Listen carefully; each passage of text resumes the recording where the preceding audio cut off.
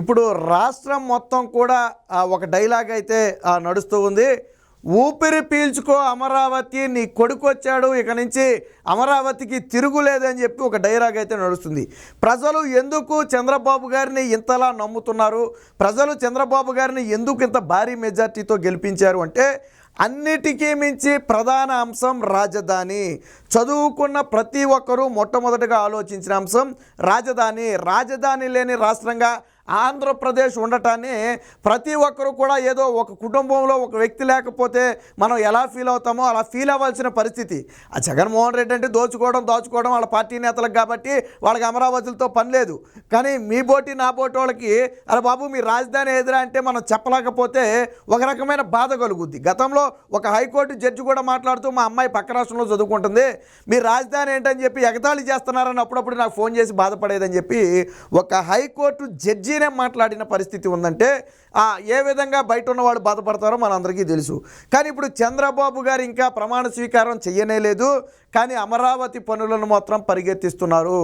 చంద్రబాబు గారు గెలిచిన వెంటనే ఎప్పుడైతే పూర్తిగా పార్టీ గెలిచిందని ఒక వార్త వచ్చిందో వెంటనే అమరావతి రైతులందరూ కూడా పండగ చేసుకున్న పరిస్థితి. దాదాపు 30,000 ఎకరాలను త్యాగం చేసినటువంటి రైతులు 4.5 ఏళ్లుగా ఈ అమరావతి రాజధానిగా ఉండాలని చెప్పి అలుపెరగని పోరాటం చేస్తూనే ఉన్నారు. పాపం ఈ 4.5 ఏళ్లలో వాళ్ళ ఇళ్లలో ఏ ఫంక్షను లేదు, ఒక పండగ లేదు, ఒక పబ్బం లేదు, ఎండ లేదు, వాన లేదు, మంచు లేదు. అక్కడే కూర్చుని నిర్విరామంగా ఉద్యమాన్ని అయితే సాగించారు. బహుశా దేశ చరిత్రలో కానివ్వండి, ప్రపంచ చరిత్రలో కానివ్వండి 4.5-5 ఏళ్ల పాటు ఒక ఉద్యమం సాగింది అంటే బహుశా అమరావతి ఉద్యమమే. మన దరిద్రం ఏంటంటే జగన్మోహన్ రెడ్డి లాంటి నియంతలకు ఆ ఉద్యమం కనపడదు. రోజు వాళ్ళ దగ్గర మీద నుంచే వెళ్తాడు వస్తాడు, కానీ ఏ రోజు కూడా ఒకరోజు అక్కడ ఆగి అమరావతి రైతుల దగ్గర దిగి మీ సమస్య ఏంటి నాకు చెప్పండి నేను పరిష్కరిస్తానని చెప్పి మాట్లాడిన పాపాను కూడా జగన్మోహన్ రెడ్డి పోలేదు. అంటే అది జగన్మోహన్ రెడ్డి తలబిరుసుతనం. ఆ తలబిరుసుతనానికే ప్రజలు మొన్న సమాధానం చెప్పారు. మదం దిగి ఈరోజు ఇంట్లో పడుకునే పరిస్థితి వచ్చింది. కానీ చంద్రబాబు గారు ఇప్పటికే 200 జేసీబీలతో సీడ్ యాక్సెస్ రోడ్తో పాటు IAS IPS క్వార్టర్స్ దగ్గర ఏదైతే నిన్న మొన్నటి వరకు పిచ్చి పిచ్చి మొక్కలు మొలిచేసి అంతా మొళ్ళకంపలాగా తయారైందో, ఒక చిట్టడివిలాగా తయారైందో దాన్ని మొత్తాన్ని కూడా క్లియర్ చేస్తున్నారు. సీడ్ యాక్సెస్ రోడ్లో ఆల్రెడీ 2 రోజుల నుంచి విద్యుత్ కాంతులతో పూర్తిగా కాంతిమయంగా అయిపోయింది. ఒకప్పుడు వెలుగులు ఏవైతే ఉన్నాయో అవి దాదాపుగా ప్రారంభమయ్యాయి. కేవలం నిర్మాణాలకు సంబంధించి ఇతర రాష్ట్రాల నుంచి, గతంలో ఇతర దేశాల నుంచి కూడా కొన్ని భారీ వాహనాలు తెచ్చారు. అమరావతి నిర్మాణంలో వినియోగించడం కోసం కొన్ని వాహనాలు తెచ్చారు, క్రేన్స్ లాంటివి. సో వాటిని కూడా రప్పించడానికి చంద్రబాబు గారు ఇప్పటికే సమయత్వం చేసినట్టుగా తెలుస్తుంది.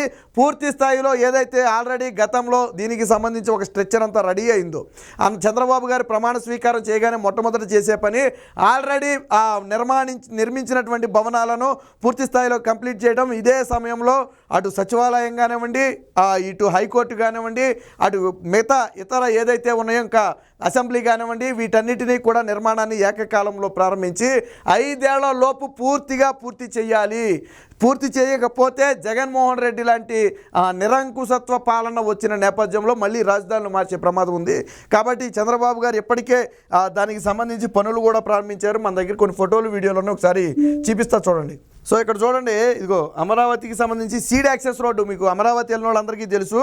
సో నిన్న మొన్నటి వరకు తుక్కుతోనూ ముళ్ళకంచెలతో ఉన్నటువంటి ఈ ప్రాంతం మొత్తాన్ని కూడా చూడండి, దాదాపుగా 200 జేసీబీలు పెట్టి చీఫ్ సెక్రటరీ పర్యవేక్షణలో జరుగుతుంది. ఆల్రెడీ చీఫ్ సెక్రటరీ కూడా దీని గురించి మాట్లాడారు. చంద్రబాబు గారు క్లియర్ కట్ ఆదేశాలు ఇచ్చారు. ప్రమాణ స్వీకారం చేసిన వెంటనే ఏదైతే ఈ మొత్తం ఉందో అమరావతి ఏరియాలో ఈ మొత్తం కూడా తుక్కులు ముళ్ళ పొదలు వచ్చేసాయో మొత్తాన్ని కూడా యుద్ధ ప్రాతిపదికన క్లియర్ చేయించాలి. అవకాశం ఉన్నన్ని వాహనాలను పెట్టి వాటిని క్లియర్ చేయించమని చెప్పి ఆదేశాలు ఇచ్చారు. ఆ నేపథ్యంలోనే దాదాపు 200 జేసీబీలను అయితే ఏర్పాటు చేశాము. మరిన్ని జేసీబీలు తీసుకురావడానికి ట్రై చేస్తున్నామని చెప్పి స్వయంగా చీఫ్ సెక్రటరీగా బాధ్యతలు చేపట్టినటువంటి నీరబ్ కుమార్ అయితే దీన్ని పరిశీలించి మొత్తాన్ని అక్కడే మీడియాతో కూడా మాట్లాడటం జరిగింది. 5 అమరావతి రైతులు కూడా పాపం చీఫ్ సెక్రటరీకి ఘన స్వాగతం పలికారు. ఒక ఆ పచ్చకండువ రైతులకు చేయనటువంటి ఒక పచ్చకండువాని మెడలో వేసి ఆకుపచ్చ కలర్ని ఆయనకైతే ఘన స్వాగతం పలకడం జరిగింది. ఆయన కూడా సంతృప్తి చెందారు. అమరావతి రైతుల ఆవేదనను ఆయన కూడా అర్థం చేసుకున్నాడు.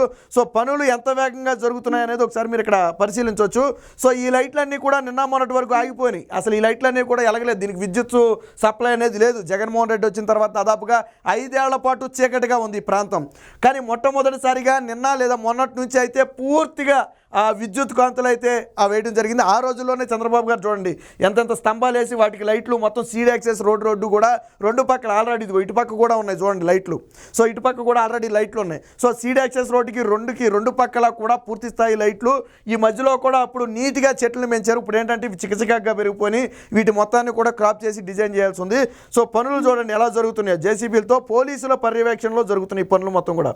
సో మనం ఇక్కడ పోలీసు అధికారులను చూడొచ్చు. పోలీసుల ఆధ్వర్యంలో పనులకు ఆటంకం కలగకుండా ఏ పోలీసులను అయితే అడ్డం పెట్టుకుని నిన్న మొన్నటి వరకు జగన్మోహన్ రెడ్డి అమరావతి ప్రాంతంలో పారిపోయాడో ఇప్పుడు అదే పోలీసులను పెట్టి అమరావతి పనులను దగ్గరుండి జరిపిస్తున్నారు చంద్రబాబు గారు, ఇంకా ప్రమాణ స్వీకారం చేయకుండానే. సో అది ఒక నిబద్ధత కలిగినటువంటి వ్యక్తి తీసుకున్నటువంటి నిర్ణయానికి ఇదొక ఉదాహరణ.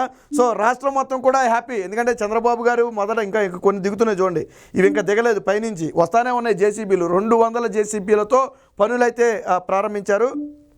సో పూర్తిగా దాదాపుగా చాలా వరకు అయితే సీడ్ యాక్సెస్ రోడ్ అయితే మొత్తం క్లియర్ చేసేసారు. ఇంకా మిగతా ప్రాంతాలు కూడా క్లియర్ చేయాల్సి ఉంది. దీనికి సంబంధించినటువంటి వార్త కూడా వచ్చింది, ఒకసారి చూద్దాం.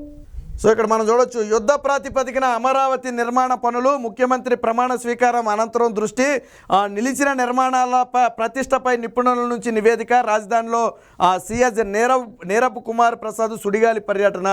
సో చూడొచ్చు ఉద్దండరాయనపాలెం అమరావతి శంకుస్థాపన ప్రాంత పరిశీలనకు వచ్చిన సిఎస్ నీరబ్ కుమార్ ప్రసాద్తో మాట్లాడుతున్న అమరావతి రైతులు.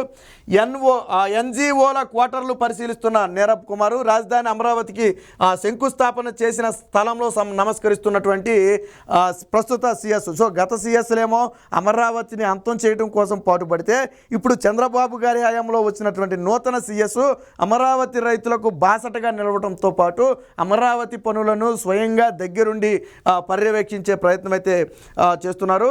సో దశల వారీగా రాజధాని పనులు చంద్రబాబు ఆదేశాలను అనుసరించి అమరావతి నిర్మాణ పనులను యుద్ధ ప్రాతిపదికన ప్రారంభిస్తున్నాం. తొలి దశలో పిచ్చి మొక్కలను శుభ్రం చేసే పనులు చేపట్టాం. దాదాపు 94 ప్రొక్లైన్లతో 25 ప్రాంతాల్లో జంగిల్ క్లియరెన్స్ చేస్తున్నాం. తదుపరి దశలో ప్రతి పనిని సమీకరించి ప్రమాణ స్వీకారం ముగిశాక వాటిని మొదలు పెడతాం.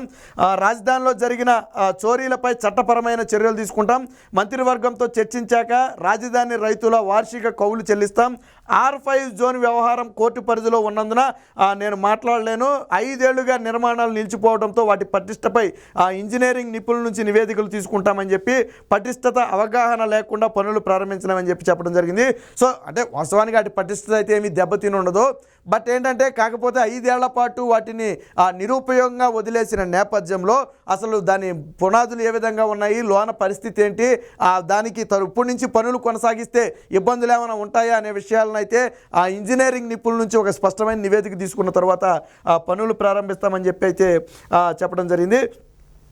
ఇక కమిషనర్ తీరుపై కూడా రైతుల ఫిర్యాదు. సిఆర్డీఏ కమిషనర్ వివేక్ యాదవ్ వ్యవహార శైలిపై రాజధాని రైతులు మహిళలు సిఎస్కు ఫిర్యాదు చేశారు. 2 ఏళ్లుగా కమిషనర్ అనుసరిస్తున్న తీరును రైతులు ఆగ్రహం వ్యక్తం చేశారు. వార్షిక కౌలు ప్లాట్ల అభివృద్ధిపై తాము విజయవాడలో కలిసి విన్నవించేందుకు ప్రయత్నించినా చర్చించేందుకు ఆయన ముందుకు రాలేదని చెప్పారు. బహుశా సిఆర్డీఏ కమిషనర్ అయితే చంద్రబాబు గారు ప్రమాణ స్వీకారం చేసిన వెంటనే మారిపోయే అవకాశం ఉంది. సో దీనికి సంబంధించిన మరొక వార్త కూడా ఒకసారి చూద్దాం. సో ఇక్కడ చూడవచ్చు బరిలోకి బాబు వ్యవస్థలను చక్కదిద్దే పనిలో నిమగ్నం. ఇక్కడ చూడవచ్చు ఆదివారం రాజధాని అమరావతి ప్రాంతంలో పర్యటించినటువంటి నీరబ్ కుమారు ప్రమాణ స్వీకారానికి ముందే గాడిలో పెట్టే చర్యలు, రోజుల వ్యవధిలోనే మార్పులు చూపే ప్రయత్నం. అమరావతి ప్రాంతంలో సిఎస్ సుడిగాలి పర్యటన, 200 ప్రొక్లైన్లతో జంగిల్ క్లియరెన్సు, రాష్ట్ర వ్యాప్తంగా వీధి దీపాల వెలుగుకు ఆదేశం, పారిశుద్ధ్యంపై దృష్టి పెట్టాలని సూచన, సీజనల్ వ్యాధుల నియంత్రణకు చర్యలు, సురక్షిత తాగునీటి సరఫరాకు నిర్దేశం, జగన్తో అంటకాగిన అధికారులకు ఉద్వాసన, కీలక ఫైళ్లు మాయం కాకుండా అప్రమత్తం, ఫైబర్నెట్, ఏపీఎండిసి బ్యావరేజెస్ ఆఫీసులు సీజు, బాధ్యతలు చేపట్టగానే వివిధ శాఖలపై సీఎం సమీక్ష. సో ఒక దమ్మున్నటువంటి ముఖ్యమంత్రిగా ఉంటే ప్రమాణ స్వీకారం చేపట్టక ముందే ఇప్పుడు మనం చెప్పుకున్నాయన్నీ కూడా ఒక పక్క నీటి సమస్య రాకూడదన్నారు, మరో పక్క వర్షాకాలం వస్తుంది కాబట్టి సీజనల్ వ్యాధులు వ్యాపించే అవకాశం ఉంది కాబట్టి ఏదైతే హెల్త్ డిపార్ట్మెంట్ ఉంటుందో దాన్ని మొత్తాన్ని కూడా అలాట్ చేశారు. మరో పక్క అమరావతి పనులు చేయడంతో పాటు గతంలో వేధించినటువంటి అధికారులందరికీ ఉద్వాసన పలిక ఆఫీసులు మొత్తాన్ని కూడా సీజ్ చేయించారు. చూడండి ఎన్ని పనులు కూడా ఆయన ప్రమాణ స్వీకారం చేయకముందు జరిగినటువంటివి. ఇంకా రేపు ఆయన ప్రమాణ స్వీకారం చేసిన తర్వాత ఏ విధంగా ఉంటుందో మనమే ఆలోచించవచ్చు. సో ఇది దీనికి సంబంధించిన ఇంకొక వార్త కూడా వచ్చింది, ఒకసారి చూద్దాం. సో ఇక్కడ చూడొచ్చు, ఎన్జిఓ భవనాల చుట్టూ ఉన్న ముళ్ళ కంపలను జేసీబీతో తొలగిస్తున్న సిఆర్డీఏ సిబ్బంది ఆ మట్టిలో కూరుకుపోయిన భారీ పైపులను బయటికి తీసినటువంటి పరిస్థితి. ఇక్కడ చూడండి, మనకు హైదరాబాద్ అంటే మనకి వర్షాకాలం వచ్చినప్పుడు వాటర్ అనేది వెళ్ళక ఒక ఇబ్బంది అనేది మనకు తెలుసు. కానీ ఇక్కడ అమరావతిలో అలాంటి పరిస్థితి రాకూడదని చెప్పి అండర్ గ్రౌండ్ డ్రైనేజీని అయితే నాడు చంద్రబాబు గారు ఆ ప్లాన్లోనే అమలు చేయడం జరిగింది. సో భవిష్యత్తులో వర్షాలు వచ్చినా వరదలు వచ్చినా అమరావతికి ముప్పు ఉండకూడదు, ఆ ఉద్దేశంతో చేసింది ఇది అండర్ గ్రౌండ్ డ్రైనేజీ. సో ఇన్నాళ్ళు కంప చెట్లతో కనిపించని భూగర్భ డ్రైనేజీ కట్టడాలు మొక్కలను తొలగించాక ఇదిగో ఈ విధంగా బయటపడ్డాయి. సో ఇలాంటి అనేకం అయితే ఉన్నాయి. ఇక అమరావతి కళకళ ప్రమాణ స్వీకారం లోపే జంగిల్ క్లియరెన్స్ పూర్తి. 109 కిలోమీటర్ల పరిధిలో 673 ఎకరాల్లో ముమ్మరంగా పనులు, కొలిక్కి వచ్చిన విద్యుత్ దీపాల ఏర్పాటు. సో చూడండి, దాదాపుగా 673 ఎకరాల్లో ఈ పనులైతే 109 కిలోమీటర్ల రేడియస్, అంటే చూడండి దాదాపు 100 కిలోమీటర్ల రేడియస్లో చుట్టూ కూడా ఆ పనుల నిర్మాణం మొత్తం కూడా చేయాలి. ఎందుకంటే అది 30,000 ఎకరాలు మొత్తంగా. సో కాబట్టి 100 కిలోమీటర్ల పరిధిలో ఏదైతే దాని పనులన్నీ కూడా ఉన్నాయో అవన్నీ కూడా చేయాలని చెప్పి ఆదేశించడం జరిగింది. గతంలో జగన్మోహన్ రెడ్డి అనేవాడు కదా ఏమీ కట్టలేదని. సో ఇదిగో ఇది చూడండి, ఇవన్నీ కూడా భవనాలు. అందులో ఐఏఎస్ క్వార్టర్స్ ఉన్నాయి, ఐపీఎస్ క్వార్టర్స్ ఉన్నాయి, ఎన్జిఓ భవనాలు ఉన్నాయి, ఇతర గ్రూప్ 4 స్థాయి అధికారుల భవనాలు ఉన్నాయి. ఇవన్నీ కూడా ఆల్రెడీ నిర్మాణం పూర్తి అయిపోయింది. సో ఇంటీరియర్ కానివ్వండి ఇతర పనులు మాత్రమే పూర్తి అవ్వాల్సి ఉంది. అలాంటి సమయంలో ప్రభుత్వం అయితే మారడం జరిగింది. సో మొత్తంగా చంద్రబాబు గారు ప్రమాణ స్వీకారం చేయకముందే అమరావతిని అయితే పరుగులు పెట్టిస్తున్నారు. ఖచ్చితంగా ప్రమాణ స్వీకారం తరువాత వివిధ అంశాల వారీగా సమీక్షించి స్టెప్ బై స్టెప్ ఒక్కొక్క దశలో ఒక్కొక్క నిర్మాణాన్ని పూర్తి చేసుకుంటూ అమరావతి నిర్మాణాన్ని శరవేగంగా పూర్తి చేయాలన్న ఒక దృఢ సంకల్పంతో ఇప్పుడు చంద్రబాబు గారు ఉన్నట్టు స్పష్టంగా అర్థమవుతుంది.